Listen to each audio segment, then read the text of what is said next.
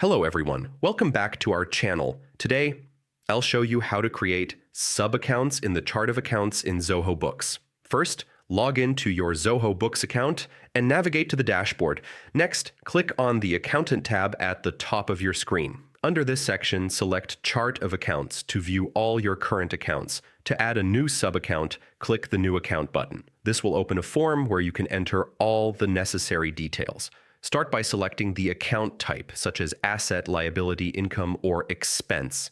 Then enter the account name to clearly identify it in your records. Next, check the box labeled Make this a sub-account and select the parent account under which it will fall. If applicable, enter the account code and a description to provide additional context. Once you've reviewed all the information, click Save, and that's it.